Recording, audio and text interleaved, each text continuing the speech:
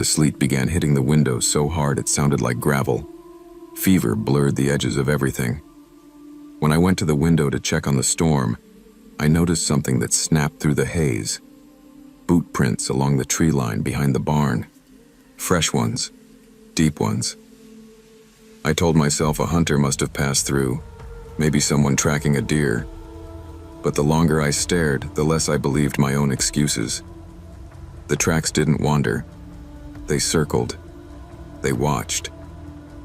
That was the first moment I felt the wrong kind of cold. Not the winter kind. The kind that crawls under your skin and sits there. And it was only the beginning. By the next afternoon, my fever had climbed high enough that walking from the couch to the kitchen felt like crossing a desert. Still, the odd details kept pulling my attention away from my misery. The wooden gate behind the garden, normally latched, hung open, not swinging in the wind. Open. Our old barn, which had a motion sensor light installed by a previous owner, flickered every few minutes even though no animals lived there anymore. When I stepped out onto the porch to squint through the blowing snow, the light snapped on, stayed bright for 10 seconds, then cut off again. It did that 3 times. I told myself the storm was causing it to malfunction, but deep down I didn't buy it. That night I called Emily just to hear her voice. I didn't mention anything strange, didn't want her worrying from 2 states away. "You sound awful," she said. "Feel awful," I replied. "Promise you're resting?" "Trying my best." After we hung up, I sat by the front window and watched the barn lights stutter. Around midnight, through the white blur of falling snow, I saw something that hit me harder than any fever ever could. Someone, definitely a person, standing near the corner of the barn. Not moving, not calling out, just watching the house. I blinked hard, thinking exhaustion was playing tricks on me. When I opened my eyes again, the figure wasn't alone. Another stood beside it, taller, with a hood pulled low. The 2 of them turned their heads in unison toward the house, as if they'd both sensed me staring back. I ducked away from the window so fast I made myself dizzy. For the first time, I wondered if I wasn't alone out there. And for the first time, I felt real fear. The next morning, the fever hit like a hammer. I woke coughing so hard I felt like I might tear something inside my chest. The house smelled like old wood and stale air. A sure sign I should have opened a window, but the storm outside had only grown worse. By midday, it was impossible to pretend anymore. The men I'd seen weren't passing hunters. They weren't lost travelers. They were still there. I spotted them again through the living room window. 3 figures this time, half hidden among the trees, spaced out like they were taking positions. They moved slowly, with purpose, studying the house, studying me. I grabbed the phone and called the sheriff's office. "We'll send someone," the dispatcher told me, "but the secondary roads are ice sheets. It's going to take a while." "How long is a while?" I asked. "Could be an hour, maybe more." My throat tightened. "I don't have an hour." "Stay inside," she said. "Keep your doors locked." I locked every door twice, but our farmhouse was old. Locks meant more in theory than in practice. Every gust rattled the mudroom door like someone testing it. As dusk fell, coughing fits racked my body every few minutes. I felt useless, slow, weak, lightheaded, not exactly the heroic type. When the sun had fully disappeared, I heard it. Not wind, not sleet. Voices, muffled, calm, close. I pressed my ear to the floor vent by the stairs and listened. "He's sick, barely moving. Easy target.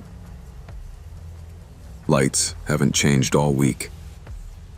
Each sentence felt like an icicle sliding down my spine. They had been watching me, watching every cough, every flicker of the fireplace, every time I dragged myself past a window, and they thought I was too weak to do anything about it. The intruders waited until full dark before making their move. I heard the first strike against the mudroom door, low, deliberate, a pry bar wedged beneath the lock plate. The second hit split the wood. I didn't have time to think. I stumbled toward the stairs and pulled open the narrow door that led to the crawlspace beneath them. A relic of old farmhouse design, cramped, cold, and lined with dusty piping. I dropped to my hands and knees and dragged myself inside just as the mudroom door gave way. The sound echoed through the house, sharp and final. I pressed myself between the joists, fighting the urge to cough. The floorboards above me groaned under heavy footsteps. There were at least 3 men, maybe 4. Their boots thudded across the kitchen and into the hallway. "Guy's gotta be upstairs," one said. "He barely walks." Another replied, "Hope he's out cold. Makes it cleaner." I clenched my inhaler so tight my hand ached. My lungs burned for a breath I didn't dare take. They opened doors, checked closets. Their movements were methodical, calm, too calm. They'd done this before. One of them stopped near the vent above my head. "He coughing earlier?" "Yeah," another answered. Sounded bad. A plan formed in my fever-riddled brain. Stupid, desperate, but maybe my only chance. I forced myself to inhale through my nose and then released the loudest, wettest, most guttural coughing fit of my life. It tore through my throat like barbed wire. The reaction above me was instant. What the hell was that? Jesus, he's contagious. He sounds half dead. You want to catch whatever he's got? Their boots backed away from the vent. One muttered, "Forget it, we need another house. This place ain't worth it." Then, like a miracle, I heard the front door open, cold air rushing in as they fled into the storm. And then I passed out. I woke up to voices, real ones this time, firm, professional, familiar. "Marcus, can you hear me?" A flashlight beam cut through the crawl space opening. A deputy crouched down, his breath visible in the cold air. Behind him, red and blue lights washed across the walls. They carried me out and eased me onto the couch while a paramedic checked my pulse and lungs. "You're lucky you called when you did," the deputy said. "Storm cleared enough for us to get here." I was barely able to speak, but I managed. They were here. "We know. We found fresh tracks all around the house. Same boot prints linked to a group hitting rural homes off the interstate this week. They thought everybody was gone for the holidays." I closed my eyes, the coughing tearing through me again. "You scared them off," he added. "Whatever you did, it worked." I almost laughed, but it turned into more coughing. Guess being sick finally helped me. Over the next few days, as the fever eased and Emily drove back early, investigators filled me in. The men had been scouting empty rural homes, ones with cars gone, no footprints, no movement. They assumed our house was empty because they never saw me leave, and my lights stayed the same. They only realized someone was inside when they spotted me coughing through the window on the second night. They thought I'd be weak, helpless. They were right about the weakness, but not about the helpless part. Sometimes survival doesn't look heroic. Sometimes it looks like lying in the dark, lungs on fire, using the only thing you have left. In my case, it was bronchitis and dumb luck. Strength doesn't always come from power, skill, or preparation. Sometimes it comes from instinct, awareness, and refusing to give up even when you feel weakest. Trust your instincts, respect your limits, and never underestimate the value of small choices, because sometimes survival hangs on nothing more than paying attention and acting when it matters most.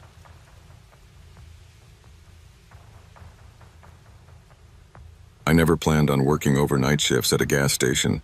I was 23, juggling community college classes, and trying to save enough money to buy Christmas gifts that didn't come from the clearance bin.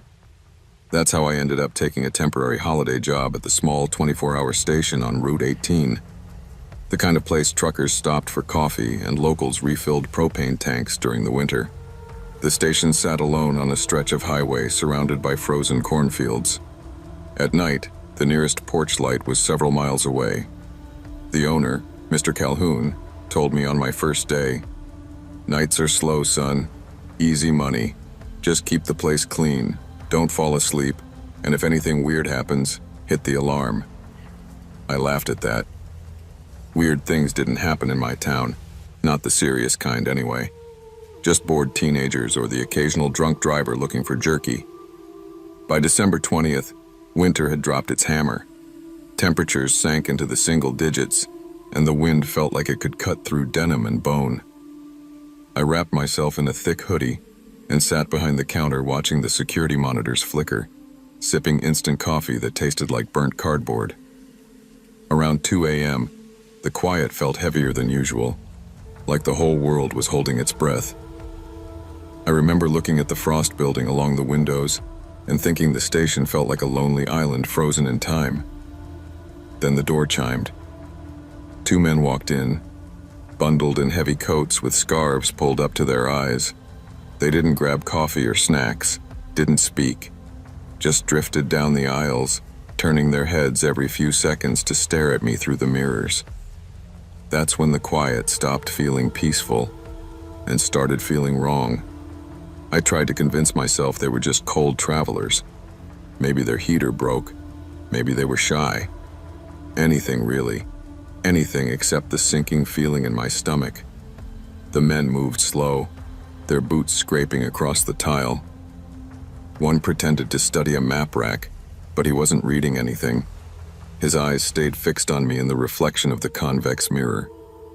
Another tugged at his gloves, while whispering to the first guy, his breath fogging the scarf wrapped around his mouth. I kept my voice steady. "Evening, guys. Let me know if you need help finding anything." Neither answered. The air felt tight. My fingers hovered near the counter where the silent alarm button sat hidden beneath a flap of tape. Mr. Calhoun always said, "If your gut screams, don't wait. Hit it." My gut wasn't screaming yet, but it was whispering loudly. At 2:07 a.m., everything clicked into place. A third man tapped on the glass door from outside, not knocking to come in, tapping like someone delivering a signal.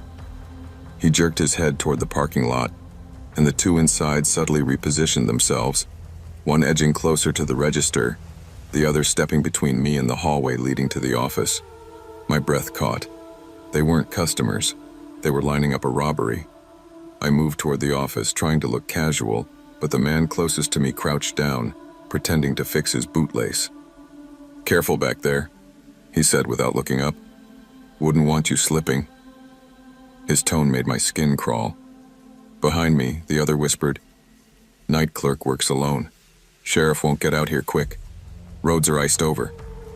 I wasn't supposed to hear that, but I did. And suddenly, my quiet little overnight shift felt like a trap I'd walked into willingly. My hands were shaking, but my brain went into survival mode. I tried to remember the emergency protocol taped under the counter, the one Mr. Calhoun insisted I memorize even though I doubted I'd ever need it. If threatened, create the illusion of backup. That line jumped into my mind like someone had highlighted it in neon. I glanced at the intercom button on the register.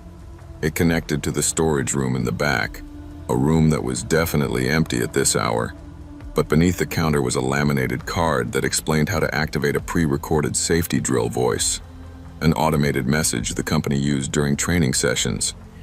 Nobody ever used it in a real emergency. Until now. I grabbed the intercom button and spoke loudly, forcing my voice to steady. "Hey, Sam, I'm closing out this shift early. You almost done with inventory back there?" The 2 men froze. Their eyes snapped toward the hallway. I pressed the smaller button beneath the counter, the one that triggered the pre-recorded reply. A calm male voice boomed through the speaker. "Inventory check complete. Coming up front now." The effect was instant. The man near the register stepped back. "There's another guy here." The one crouched near me muttered, "Was supposed to be one. He said it was one." Through the window, the third man pounded on the glass, gesturing frantically for them to hurry. For a few long seconds, we all stood there, me clutching the intercom, them calculating, watching, tense. I prayed they wouldn't figure out the voice was fake. Then they panicked. "Let's go," one snapped. "Bad setup. Let's get out." They rushed out the door, slipping on the icy pavement as they scrambled to the truck idling under the streetlight.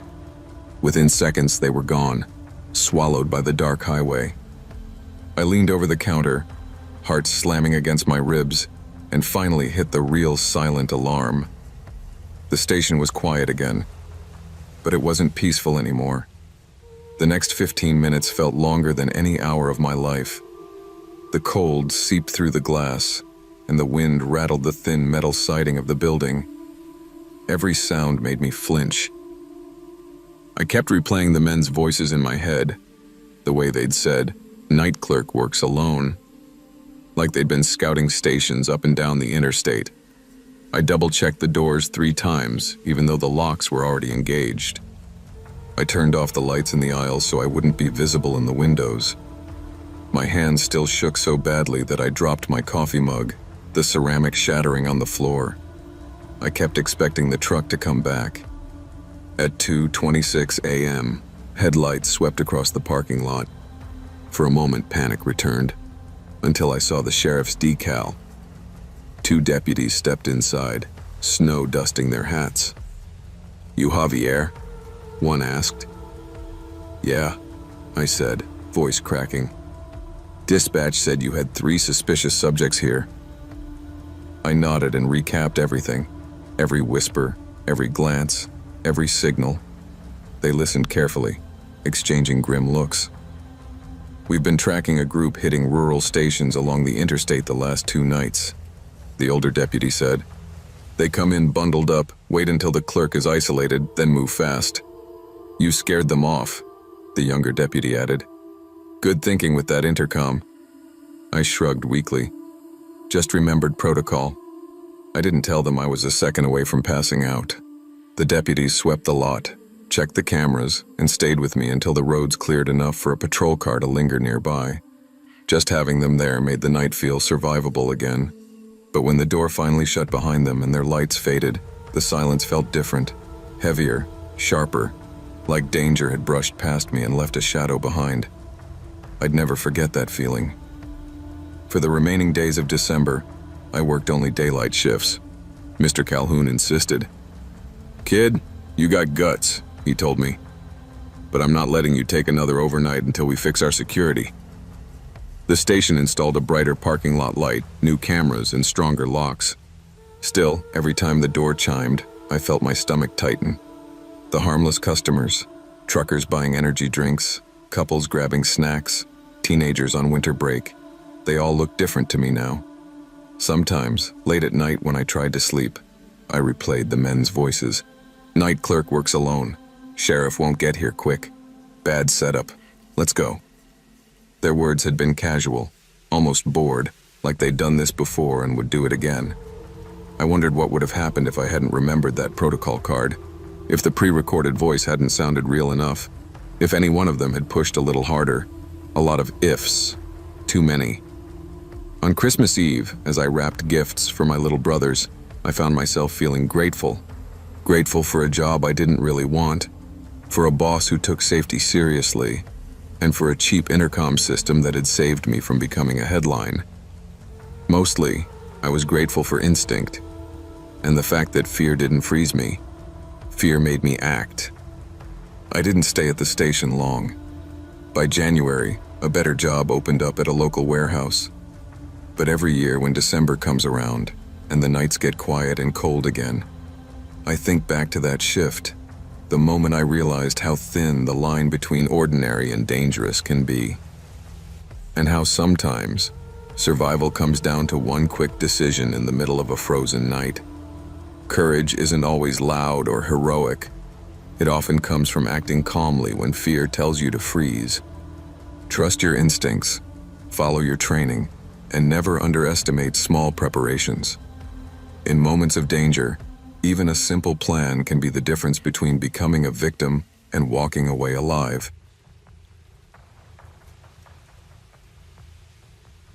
I've always loved December. The lights, the cold, the brief sense that the world pauses long enough for people to enjoy each other's company. My company's Winter Gala was the one event every year that felt truly magical. They hosted it in a renovated historic theater downtown, the kind of place with velvet curtains, gold trim, and chandeliers that sparkled like frozen fireworks. I was excited for it, maybe too excited, because I stayed far later than I planned. I lingered over conversations with coworkers I barely saw outside of quarterly meetings. We swapped stories, laughed over champagne, and admired the jazz quartet that played standards from the balcony. When I finally checked my phone, it was nearly midnight. I promised myself I'd leave. Just 5 more minutes, I told myself. Those minutes stretched into 20. By the time I stepped outside, freezing rain had started falling in thin, icy needles. The marquee lights glowed against the wet pavement, reflecting in long streaks of gold and red. Rideshares were delayed because of the weather, and I didn't feel like waiting in the cluster of people huddled near the entrance. I'd walked to the bus stop 2 blocks away during summer events before. It seemed simple. Cut behind the theater through a narrow service passage and shave off a few minutes. I didn't think twice. I didn't even glance around before pulling my coat tight and heading toward it. What I didn't see, or even imagine, was the van parked across the street, dark windows facing the crowd, and the 2 men inside, watching for someone exactly like me. The passage behind the theater always felt harmless in daylight, just a narrow shortcut lined with brick walls and delivery doors covered in old posters. At night in December, it felt different. The only light came from a dying bulb flickering near the middle, and the sound of freezing rain hitting the dumpsters echoed like static. Still, I kept going. I just wanted to get to the bus stop and go home to my warm apartment, kick off my heels, and fall asleep under a blanket. About halfway through, I heard footsteps behind me. Soft, steady, too close. At first, I told myself it was just someone else leaving the gala, maybe a server finishing their shift, maybe another guest heading home. I didn't look back until the footsteps quickened. That's when a hand clamped around my arms and yanked me backward. "Don't scream," a man hissed in my ear. Another stepped in front of me, face half hidden by a hood. Phone, bag, jewelry, now. My stomach dropped. Everything inside me froze except my heartbeat, which pounded so loudly I felt it in my teeth. They were efficient, too efficient. One ripped my purse off my shoulder, the other dug through my coat pockets like they'd done this before. Then one of them said something that made my blood run colder than the sleet around us. The last one fought less. The last one. My breath caught. They had already hurt someone tonight. When the man in front reached for the pendant necklace my mother gave me, something I never took off, I felt something inside me snap. Instinct. Pure instinct. I didn't think. My body moved before my brain did. I drove the heel of my shoe straight into his shin, hard enough to make him grunt and stumble backward. The man behind me loosened his grip for just a second, and that 1 second was everything. I twisted out of his hold, the movement scraping my palms against the gritty brick wall. The cold air felt like ice cutting across my lungs as I sucked in breath to scream. "Help!" I yelled, my voice cracking.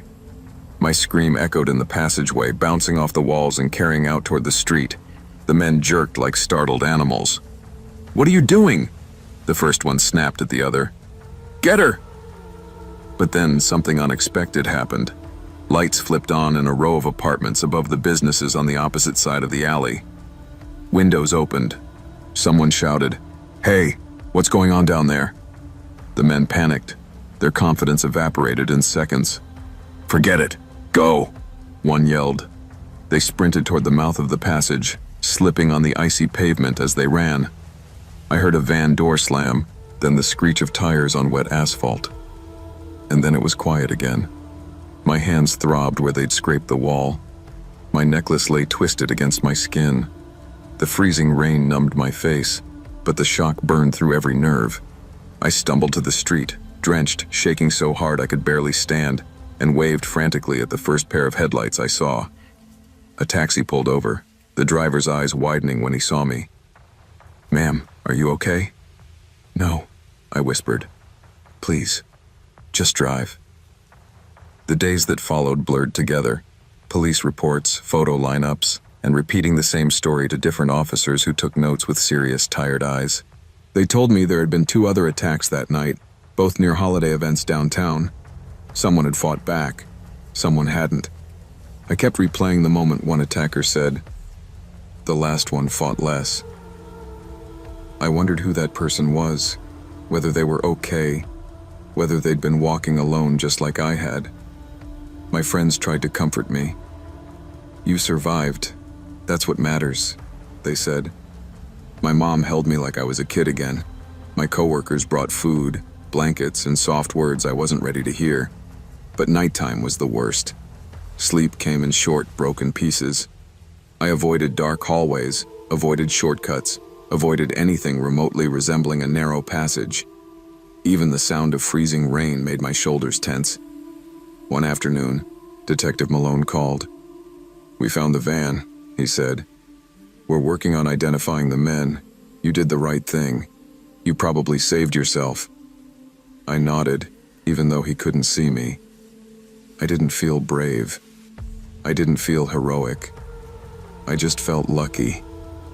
And luck is a fragile thing to depend on. But slowly, day by day, I forced myself back into routine.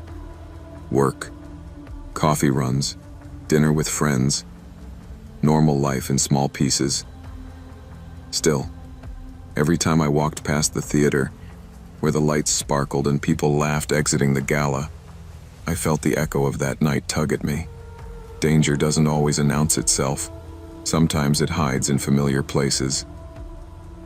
A week later, I took a walk downtown during the evening rush. Lights hung across the streets, carolers sang near storefronts, and people hurried past with shopping bags and rosy cheeks. It was beautiful, peaceful in a way I couldn't enjoy the year before. I paused near the theater's marquee. Cars idled in a line as people waited for friends. I watched the glow reflect off the wet pavement and felt the weight of that night settle into something I could finally hold without shaking. I realized I had spent so long believing danger looked a certain way, loud, obvious, dramatic. But the truth is, it can be quiet. It can be hidden. It can slip out from behind a familiar corner when you least expect it. My therapist told me, being cautious doesn't mean living in fear. It means valuing yourself enough to protect your safety. I think she was right. So now, I walk with more awareness. I ask for rides. I stick to well-lit streets. And I never again assume a shortcut is harmless just because it feels familiar. I still wear the necklace my mother gave me. The chain is slightly bent from where one attacker yanked it, but I keep it that way. It reminds me that I fought back, not because I was fearless, but because I wanted to go home. And wanting to go home can be the strongest instinct of all. As I headed toward my bus that evening, I didn't take the passageway.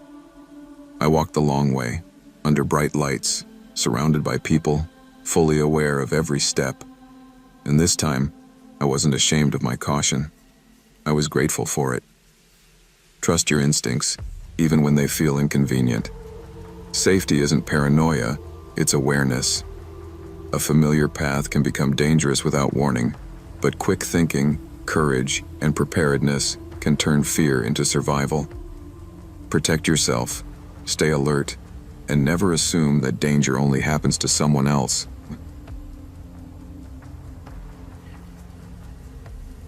I always thought December had a way of showing you who you really were. The cold strips away the noise. No crowds, no traffic, no distractions. Just the sound of your own breathing. Before the divorce, I used to look forward to winter. My ex-husband, Mark, loved Christmas. He'd string lights around the house before Thanksgiving and blast the same old playlist while we argued over ornaments. I pretended that was warmth, that marriage meant holding on even when everything felt frozen. But the truth hit hard this past spring. Some things die long before the season does. So when December rolled around and my mother suggested I spend a few days at our family cabin in Red Hollow, I said yes, I told her I needed space, quiet, a place where my thoughts wouldn't echo off someone else's expectations. The cabin sat at the far end of a narrow mountain road, tucked behind a line of pines that always looked like they were standing guard. It wasn't fancy. Stone fireplace, old wooden beams, mismatched furniture, but it smelled like cedar and memories. My dad built it long before I was born, and it always felt like the safest place on earth. I drove up the morning the blizzard warnings started. The radio repeated them endlessly, but I shrugged them off. I wasn't planning to go anywhere. I wanted isolation. I wanted to listen to the wind instead of thinking about divorce papers, empty rings, and quiet dinners for one. That first night, as the storm rolled in like a living thing, I sat by the fire with a blanket around my shoulders, writing half-heartedly in a journal. The wind rattled the windows. Snow drifted sideways like white smoke, and in that silence, the kind that feels too deep to trust, I felt for the first time in months, completely alone. The power went out around 11. It wasn't dramatic, just a soft pop, then darkness swallowing the cabin inch by inch. I lit an old lantern from the mantel and set it beside me. The flame flickered with every gust, like it was shivering right along with the walls. Around midnight, I noticed something strange through the frost-coated window. Small beams of light moving between the pines. At first I thought maybe rescue workers were checking on houses, or maybe some late-season hikers got caught in the storm. But the way the lights moved, too slow, too careful, made my stomach tighten. Then I heard voices. No fresh tracks except the ones from earlier, a man said. His voice was sharp, not the calm, clipped tone of a rescuer. A second voice answered, "Storm's gonna cover everything anyway. Nobody's getting up here for days." I ducked down below the window, heart hammering. These weren't search teams. They were men who thought the mountain's isolation gave them free rein to do whatever they wanted. Boots crunched slowly through the snow. Someone laughed, a low, mean sound, and another said, "Cabin looks empty. Perfect." Panic scraped through me like ice.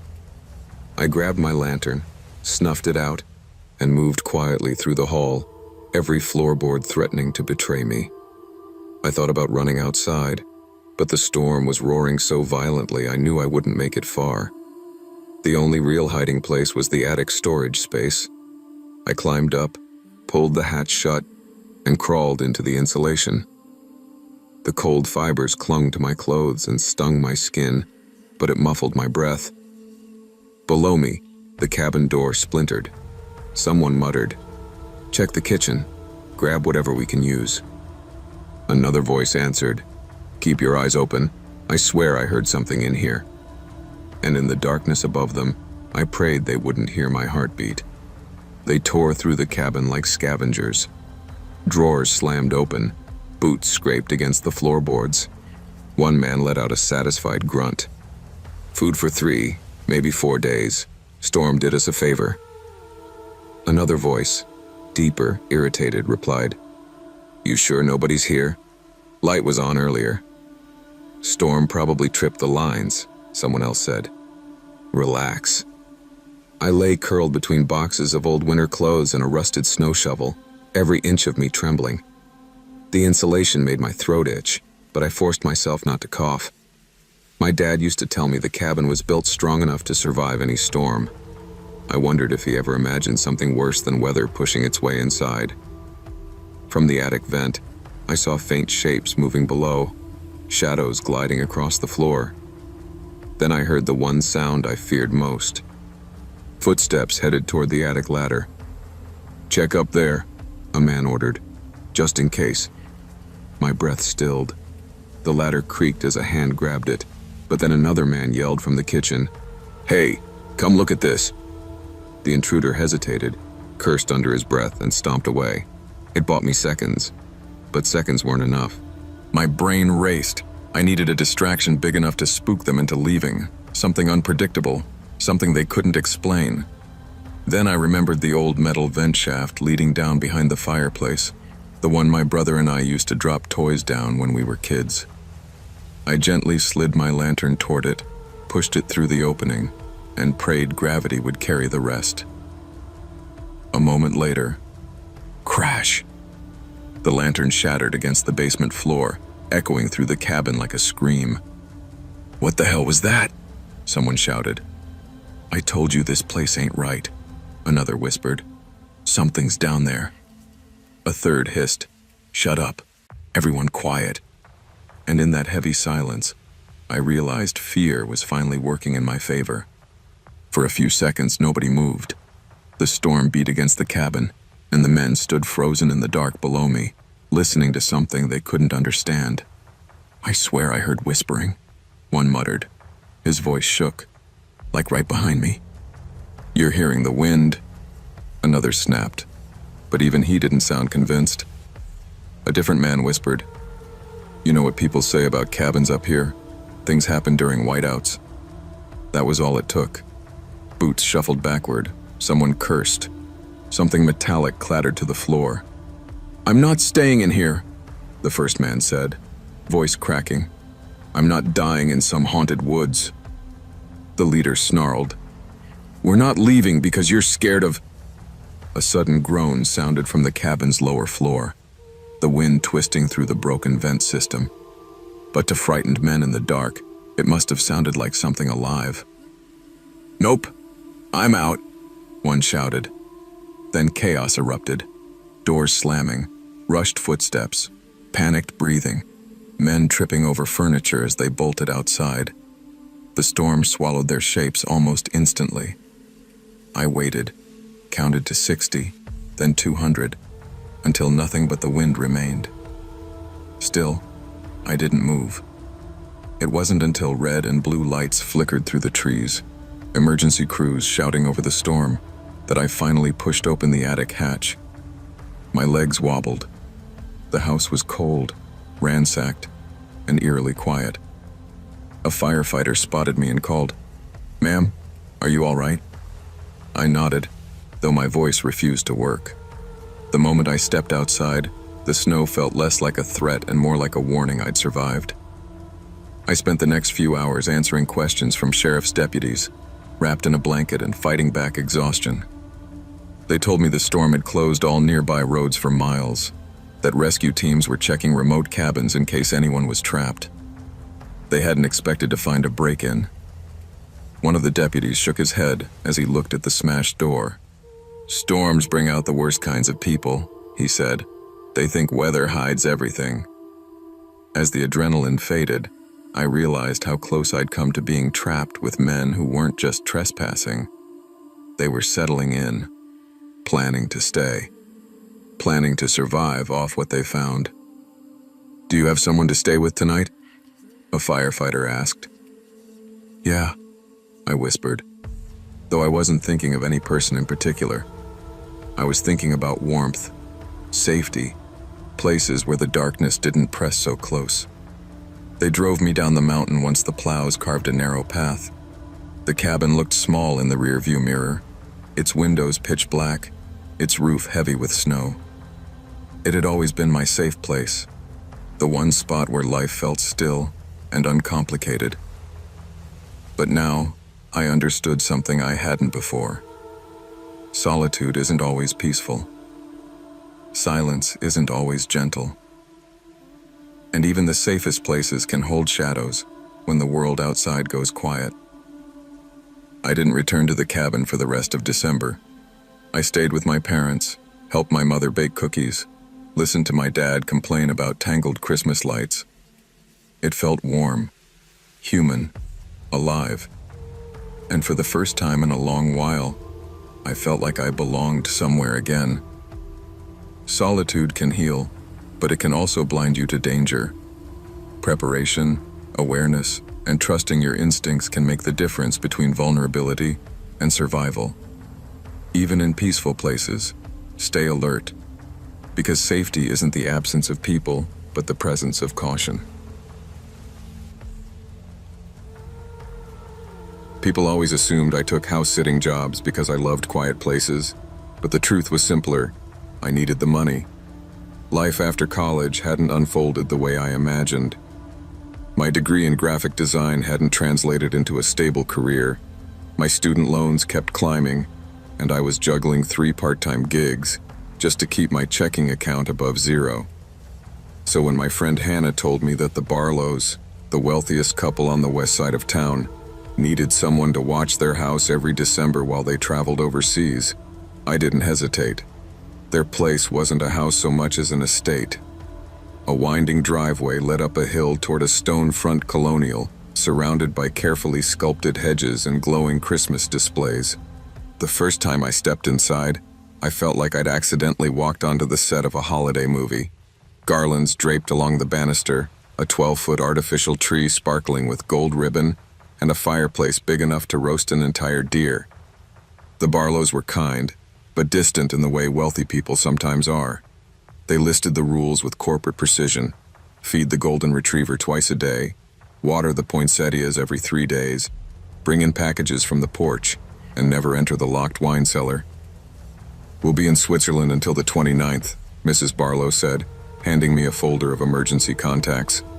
"The security system alerts us if anything unusual happens, so you don't have to worry." I believed her. At the time. The first few nights were easy. I watched old sitcoms on their massive TV, worked on design commissions from the sunroom, and walked Max, their overly friendly dog, around the property. The only thing that bothered me were the faint noises inside the walls at night. Soft pacing, quiet thumps. I chalked it up to the old heating system and tried to sleep. I should have paid more attention. By the 4th night, the house had started to feel less charming and more cavernous. Every noise echoed. Every shadow felt longer than it should have been. Max, usually unbothered by anything, began pacing near the basement door, whining under his breath. I told myself dogs just sensed drafts or the hum of appliances, but deep down, something unsettled me too.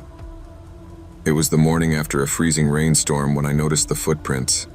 I had gone downstairs to grab pancake mix from the pantry. I flipped on the light, stepped inside, and froze. The floor was marked with muddy prints, small, narrow, shaped like work boots. They led from the basement door straight to the lower shelves where canned soups and pasta boxes sat. At first, I blamed myself. Maybe I had stepped in something outside. But when I placed my own boot next to the print, the difference was obvious. Someone else had been in the house. Trying to keep myself calm, I checked the doors and windows. Everything was locked. No broken glass, no disturbed screens, no signs of forced entry at all. My stomach tightened. Whoever walked those prints hadn't come in. They had come from somewhere. I powered up the Barlow's security system and pulled up the camera footage. Their system was high-end, with time-stamped clips organized by motion detection. I started scrolling backward through the previous night. Nothing. Empty hallways, snow drifting across the driveway, Max sleeping under the dining table. Then something caught my eye, just a sliver of movement on the basement camera. A shape moved, barely visible, skirting along the corner just out of the camera's direct angle. Whoever it was knew exactly where the blind spots were. My mouth went dry. My hands shook as I clicked frame by frame, and that's when I realized the most chilling part. The person wasn't coming in at night. He was already inside. Somehow, some way, he had been living here before I ever arrived. I stared at the screen, the cursor hovering over the blurred frame of the intruder.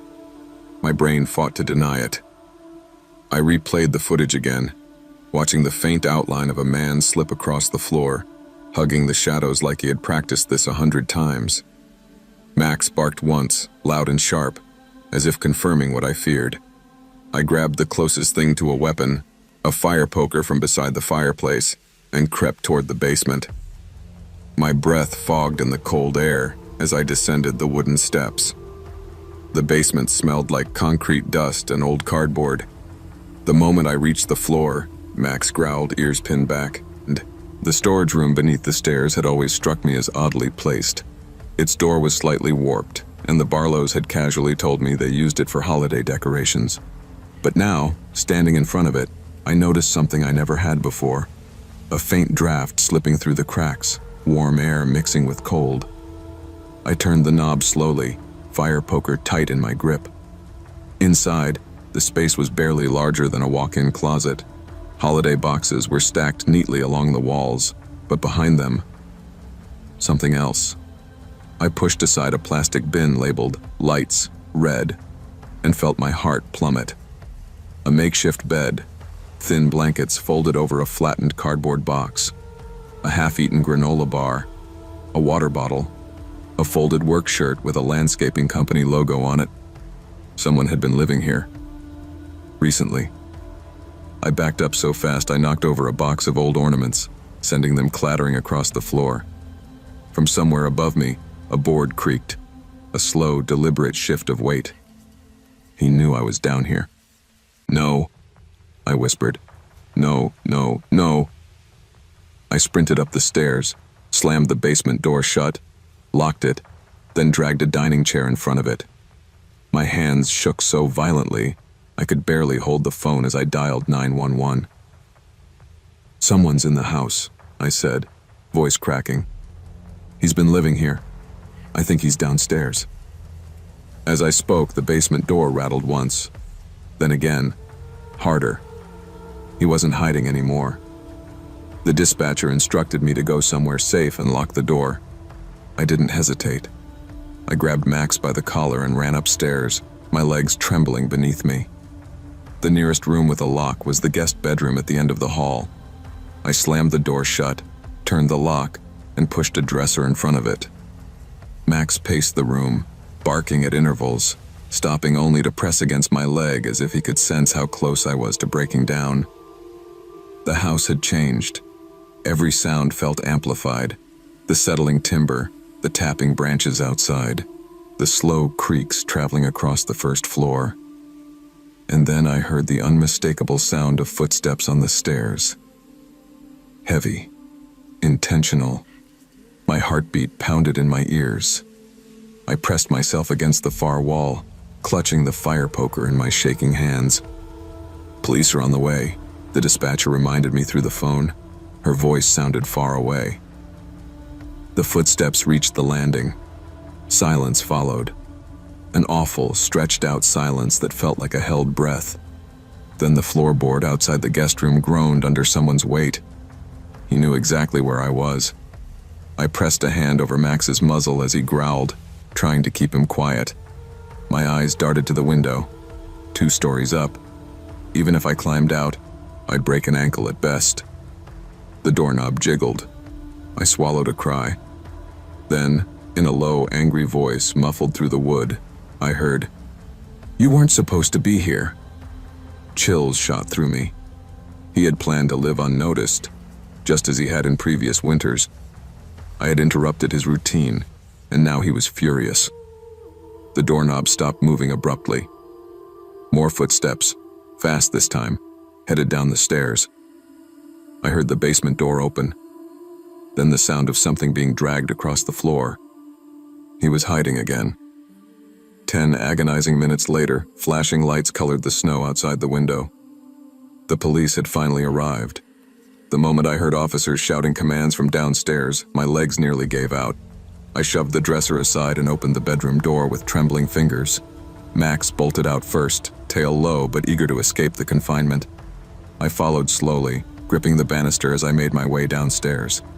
Blue and red lights pulsed through the windows, casting warped shadows across the walls. When I reached the bottom step, an officer raised a hand. "Stay back, ma'am. We have someone detained." 2 officers emerged from the basement with a man in handcuffs between them. He was thin, hair greasy and unkempt, wearing a dirty jacket with the logo from the same landscaping company I'd seen on the shirt in the hidden room. He kept his head down, but when he lifted it briefly, his eyes locked onto mine, cold, resentful, almost betrayed. "Former landscaper," one officer explained. "He worked here a couple of years back. Looks like he'd been sneaking in each winter and living off the stored food." Weeks, maybe longer.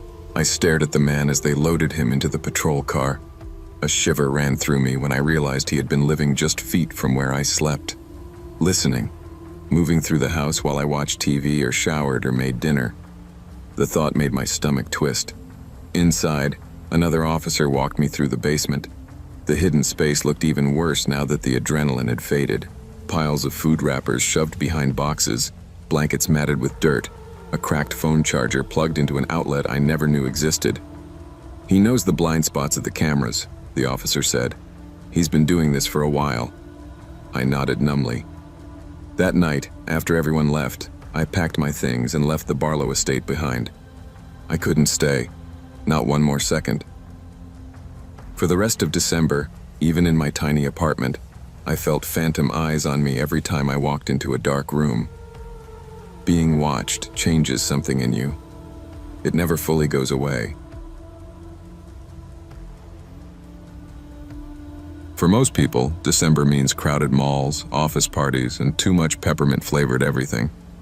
For me, it meant one simple ritual: the overnight train from Chicago to Detroit.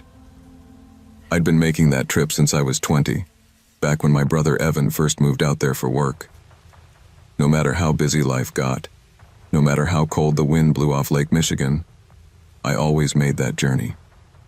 Something about the hum of the train and the slow glide through snowy fields felt grounding, like the one piece of peace I saved for myself each year. This December, I needed that peace more than ever. Work had been chaos. My long-term relationship had ended in a slow, exhausting collapse, and I'd been losing sleep for weeks. The train seemed like the only place I could breathe.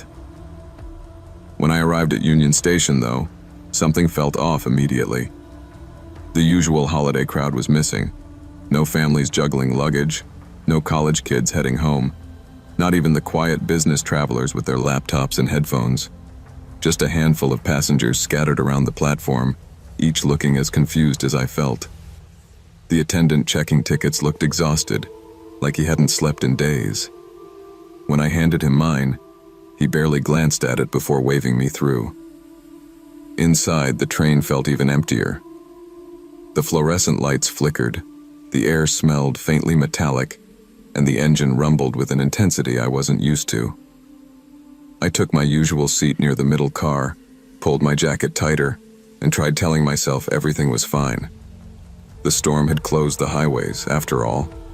Rail was the only option. Still, as the train lurched forward and the snow swallowed the world outside, I felt a prickle of unease crawl up my spine. By the time we hit the outskirts of the city, the storm had thickened into a white curtain. The windows rattled each time the wind slammed against them. I tried reading, then tried sleeping, but my nerves wouldn't settle. Something felt wrong. Not dramatic, just wrong in the way a crooked picture frame bothers you, even if you can't explain why. Around midnight, the train should have slowed for Hammond, the first of the smaller overnight stops. Instead, it barreled through the station without even flickering the brakes. I sat up straighter, watching the platform lights streak past in a blur. Maybe they were behind schedule, I thought. Maybe the storm made everything unpredictable. But then we blew past the next stop, and the next. Finally, I walked toward the front car to find the attendant. He was standing stiffly near the door, wringing his hands. "Hey," I said, keeping my voice calm. "We're skipping the local stations. Everything okay?" He swallowed hard. "The schedule changed tonight. Nothing to worry about." Except his eyes told a different story. Fear. Not the kind caused by bad weather, something deeper. Before I could press further, I heard voices from the front car. Two men. Hard, clipped tones. I caught fragments of their conversation. "Stay off the radio. No security at the smaller stops. Keep going. Cargo stays cold. No delays." Cold dread washed over me. I stepped back quietly, letting the door shut behind me. My mind raced through possibilities. This wasn't a storm detour. This was something else, something dangerous. And whatever those men were transporting, they didn't want law enforcement near it. The empty train suddenly felt a lot less peaceful. My first instinct was to pretend I hadn't heard anything. Sit down, stay quiet, pray the train would somehow reach Detroit without incident. But instincts only protect you when they aren't screaming at you to do something. I forced myself to breathe. I remembered a documentary I had watched years ago about rail operations, specifically the emergency brake systems. I'd watched it because Evan once joked I should be prepared for anything. The memory suddenly felt less like trivia and more like a lifeline. But before I did anything drastic, I needed to find the other passengers.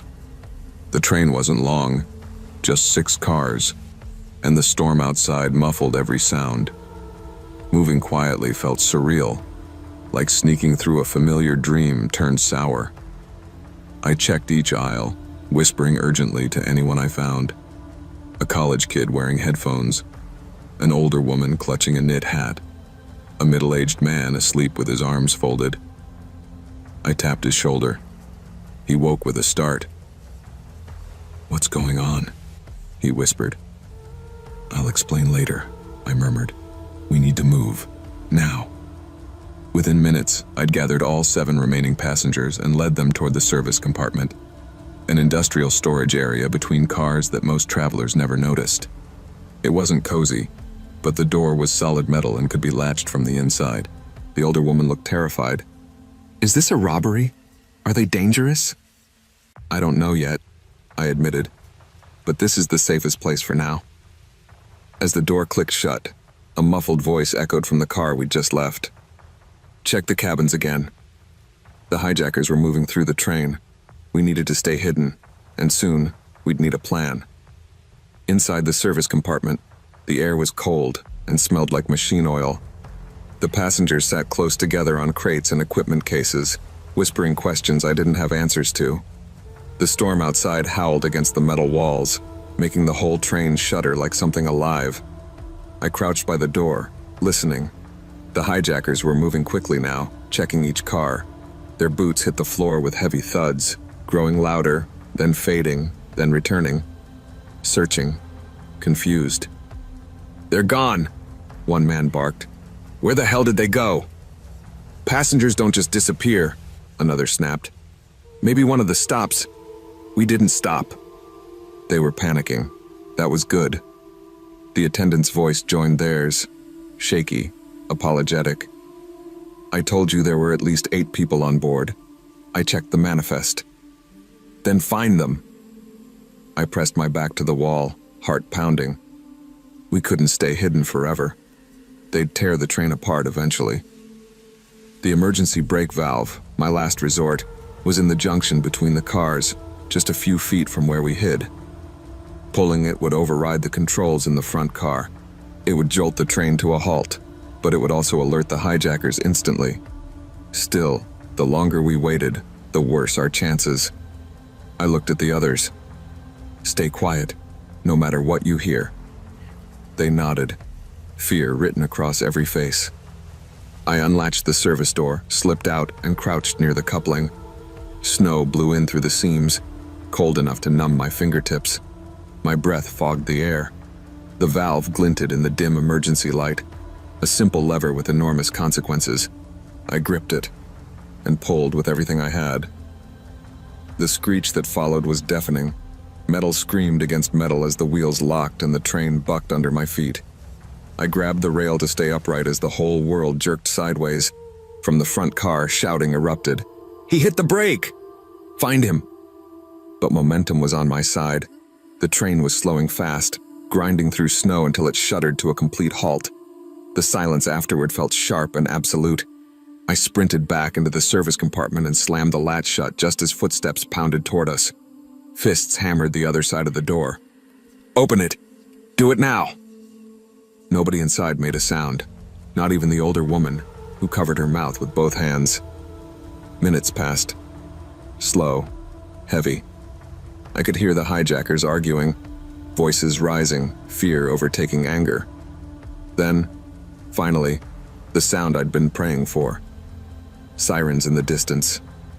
Through the narrow window at the end of the car, blue lights flashed against the snow. "Law enforcement!" someone shouted from outside. "Hands where we can see them!" The hijackers tried running, but officers boarded quickly. Commands echoed through the cars, followed by the thud of bodies hitting the floor. When the compartment door finally swung open, a state trooper stared at us with wide eyes. "You folks all right in here?" I nodded, suddenly exhausted. Thanks to the snow, and a little luck, we filed out into the freezing air, shaken but alive. The storm blew across the fields in sweeping white waves, and for the first time all night, I felt the tension drain from my chest. The train was finished. But we weren't. When something feels wrong, trust your instincts. Awareness and courage, even in small, uncertain moments, can protect you and everyone around you. Working at North Star Books wasn't glamorous, but it was steady, quiet, and exactly the kind of job I needed after a rough couple of years. I'd moved back to Anchorage to help my mom after her surgery, and the bookstore offered a calm corner of the world where nothing felt rushed. Most days, I shelved new arrivals, made recommendations to tourists, and listened to the soft hum of the heater battling the Alaskan winter. December was always the strangest month. The sun barely peeked over the horizon, the cold bit straight through your coat, and customers either came in frantic for last-minute gifts or wandered in just to escape the wind for a few minutes. By the 18th, we were deep into a historic cold front below 20 degrees Fahrenheit, air so sharp it stung my lungs the moment I stepped outside. That night, I was closing alone, something I'd done hundreds of times. I turned the sign to closed, locked the door, and started counting the register. The shop felt extra quiet, the kind of silence that makes you more aware of your own breathing. Then the bell above the door chimed. I froze. The cash drawer was open under my hands. There was no mistake, I had locked the door. A tall man in a heavy coat stood by the entrance, snow crusted around his boots. His hood was pulled low, shadowing most of his face. He lifted his gloved hands a little and said, "Door must have been left open. I just need a book for my daughter." His voice sounded calm enough, but something in my gut tightened. Anchorage was small. December was dangerous for lone workers, and nothing about this man felt like a holiday shopper. I forced a polite smile. "We're closed for the night, but I can help you find something quick." He didn't answer, he just walked past me into the fiction aisle, his head low, shoulders stiff. I watched him from behind the counter as he wandered slowly, barely glancing at the books. His hands stayed shoved deep in his coat pockets, and every few seconds, he flicked his eyes toward the back exit. Something was off. I'd grown good at reading customers. Most took in the tables, picked up a few titles, maybe asked about the staff picks shelf.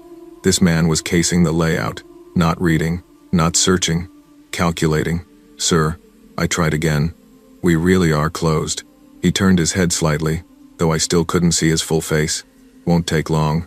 The tone wasn't aggressive, but it wasn't friendly either, just flat, like he was waiting for me to stop insisting. My pulse picked up.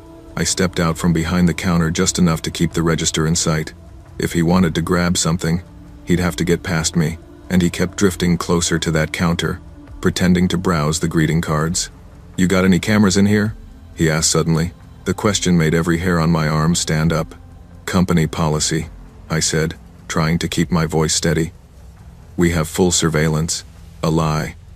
We had only 2 cameras, one by the door, one aimed at the register. Neither watched live. He paused. He'd heard the shift in my voice, the slight hitch I tried to cover. His hand slid slowly from his coat pocket. I didn't wait to see more. My heart pounded in my throat. I couldn't lock myself behind the counter, not if he had a weapon. I couldn't overpower him. I couldn't call the police without reaching for the landline behind him. I needed a different plan. "Let me grab you a gift bag," I said lightly. "We keep the holiday ones in the back." His eyes twitched toward me, then he nodded. "Yeah, do that." His voice had changed lower, impatient. I walked calmly toward the storage room, forcing myself not to speed up, not to reveal the panic building under my skin. My fingers shook as I pushed the door open. Inside, the small room was freezing. The emergency exit sat at the far end, covered by a plastic curtain to block drafts. Management hated when we used it, because the alarm was hypersensitive, but alarms were exactly what I wanted right now. Behind me, I heard the faint scrape of his boots on the wooden floor. He was repositioning himself, watching. I grabbed a random bag from the shelf and whispered to myself, "Go." Then I slipped behind the curtain, shoved the crash bar, and the alarm exploded through the building, shrill, piercing, impossible to ignore. Cold air slapped me in the face as I stumbled into the alley. The snow was deep and powdery, slowing me down, but adrenaline kept my legs moving. I ran toward the diner next door, slipping once, catching myself on frozen pavement. Inside the warm diner, I burst through the door and gasped, "Call the police now." The employees didn't hesitate. Anchorage folks know trouble when they hear it. The police arrived faster than I expected, sirens echoing through the empty streets. 2 officers pushed into the bookstore while another stayed with me, asking for details as my hands trembled against the coffee mug someone handed me. "I just knew something was wrong," I said between shaky breaths. He didn't look at a single book. He kept watching the exits. The officer nodded. "You did the right thing leaving." These cold months bring out desperate people. Minutes later, radios crackled. "We've got him." My stomach dropped. "Did he have anything?" The officer hesitated only a second before answering. "Crowbar, in his jacket." A cold wave spread through me that had nothing to do with the 20 degrees Fahrenheit outside. He hadn't come for a book. He hadn't come for anything except an opportunity. And if I'd turned my back, or bent down to grab a bag without thinking, the story could have ended very differently. Another officer stepped into the diner, snow dusting his jacket. "He was hiding behind a display when we entered," he said. "Matches the description of the guy who hit 2 shops last week." The room felt suddenly smaller. The noise of the diner faded. All I could hear was the alarm still ringing faintly in my memory. "He followed a pattern," the officer continued gently. "Single employee, late closing, small shops. You weren't imagining anything." I closed my eyes for a moment, steadying my breath. My instincts had spoken, and this time, I'd listened.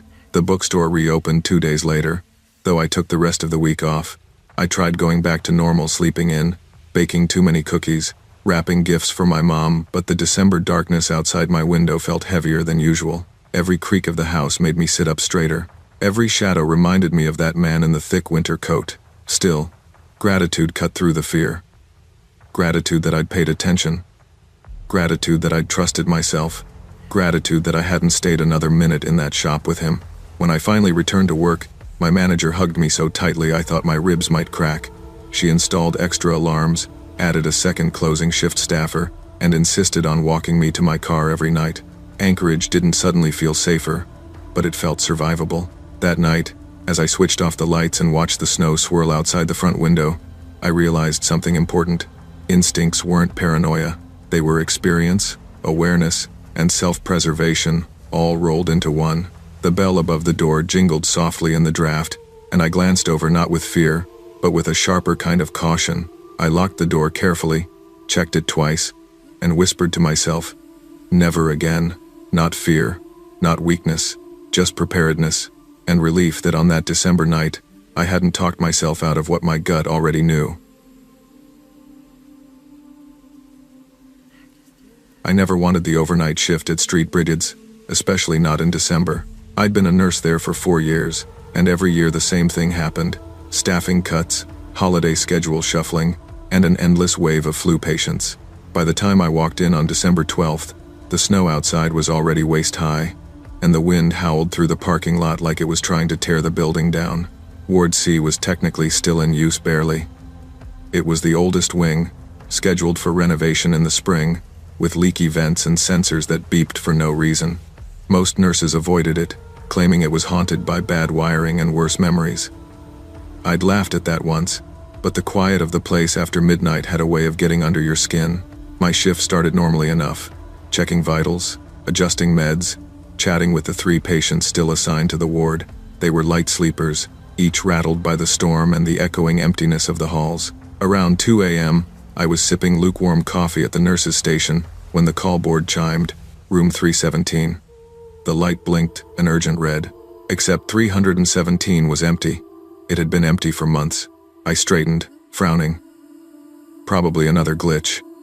Ward C was full of them. Still, a call light didn't activate on its own, not like that. I grabbed my keyring and started down the dim hallway, telling myself it was nothing, just old wiring, just the wind. But as I got closer, I wished I hadn't been scheduled at all. Room 317's door was cracked open, just barely. That bothered me more than the call light. I'd locked it earlier. All empty rooms stayed locked after visiting hours. I nudged the door wider with my foot, and my breath caught. Wet footprints, bare footprints tracked across the linoleum floor. The shape was unmistakable. Someone had walked in from the snow. My first thought was that maybe security had let someone in. My second thought was that no one should be wandering Ward C at this hour, especially barefoot. My third thought was just fear, cold, sharp fear that crawled up my spine. "Hello?" I whispered. "Is someone in here?" Silence. The room was empty. The air even felt colder, like the door had been open for a while. I stepped back out quickly and headed for the security office. The guard on duty looked exhausted, but he pulled up the hallway feed when I asked. The camera flickered with static interference again, but for a split second, a shape appeared on the screen. A figure, tall and thin, standing motionless at the end of the corridor. Then static. The guard sat forward. "That's not supposed to happen." Before I could ask what he meant, the intercom crackled with a sudden crash from down the hall. Then the sound of drawers opening, slamming, opening again coming from another empty room. The guard cursed under his breath. "You're not the only one who's seen things tonight." My stomach twisted. Whatever was in the old wing wasn't a sensor glitch. It was a person, and they weren't supposed to be here. I hurried back to Ward C, heart hammering. A maintenance worker named Carl met me halfway down the hallway. He'd been repairing a heater unit and must have heard the noise too. His eyes darted nervously toward the abandoned rooms. "You heard it, didn't you?" he whispered. "Heard what?" He lowered his voice even more. "Someone's been getting inside at night, slipping past cameras, hiding in unused rooms. We think it's a former patient, discharged a month ago, then went missing." My mouth went dry. Why am I just hearing about this? Admin didn't want to scare anyone. Plus they thought he was long gone. Carl rubbed his palms together anxiously. But he knows this place, knows the blind spots, knows where the cameras don't reach. A loud clatter echoed from farther down Ward C. Carl flinched. "That's him," he said. "It has to be." I took a shaky breath and motioned for him to follow me. "Come on. We can't leave the patients alone." The ward felt different now, like the shadows had weight, like eyes were watching from behind every cracked door. When I passed Mrs. Dalton's room, she was awake, staring at the hallway. "Emma," she whispered. "Someone walked by my door a minute ago. Tall man. Didn't look right." I forced a steady tone. "Keep your door locked, okay? I'm handling it." But fear prickled under my skin. Who was this man? And how long had he been watching us? I reached the nurse's station again and froze. A shape stood at the far end of the corridor, tall, still, partially hidden by dim overhead lights. I couldn't see his face, only the outline of a hospital gown under a heavy coat. He swayed slightly, as if struggling to stay upright. Then he stepped forward, dragging one foot like it hurt to walk.